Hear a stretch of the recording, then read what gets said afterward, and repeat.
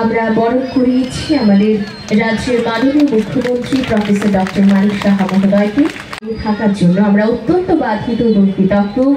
আপনাকে আমাদের মাননীয় মেয়র আগরতলা পৌরসভা শ্রীযুক্ত প্রসেনজিৎ মজুমদার মহোদয়।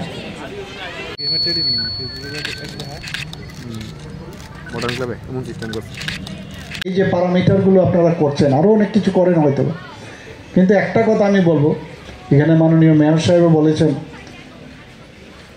যে ক্লাবের যারা প্রেসিডেন্ট, সেক্রেটারি বা অন্যান্য সদস্যরা থাকবেন, নিউট্রালিটি বজায় রাখবেন। কারণ অনেক সময় কি হয়, কোনো একটা সমস্যা হলো, সেই সমস্যাতে গেলে কাউকে প্রভাবিত করে তার ফেভারে কিন্তু কাজটা বের করে নেওয়ার একটা চেষ্টা থাকে। এই যে আস্থার বিষয়টা, আজকে রাম মন্দিরের উপর আমাদের সারা ভারতবর্ষের মানুষের একটা আস্থার বিষয়। এই আস্থাটা যখন আসবে যে না, আমরা যদি ক্লাবে যাই, একটা সুস্থ একটা রেজাল্ট আমরা ওখান থেকে আশা করব, সেটা নিশ্চয়ই আপনারা করেন। তো সেই জিনিসটা যদি করেন তাহলে দেখবেন মহিলারা আজকাল খুব ক্লাবের দিকে আসছে, ছোট ছোট মেয়েরাও এখন আসছে ক্লাবের মধ্যে যুক্ত হওয়ার জন্য।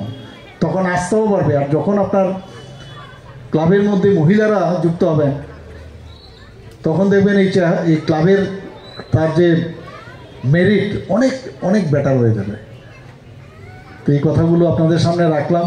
এবং এই 5 দিনের যে শিশু মেলা অনুষ্ঠিত হবে, মেলা মানেই তো সবার সাথে একটা মতের আদান প্রদান, সংস্কৃতির আদান প্রদান।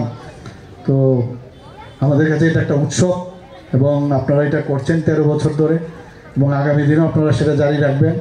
এই বলে আমার বক্তব্য এখানে শেষ করছি। সবাই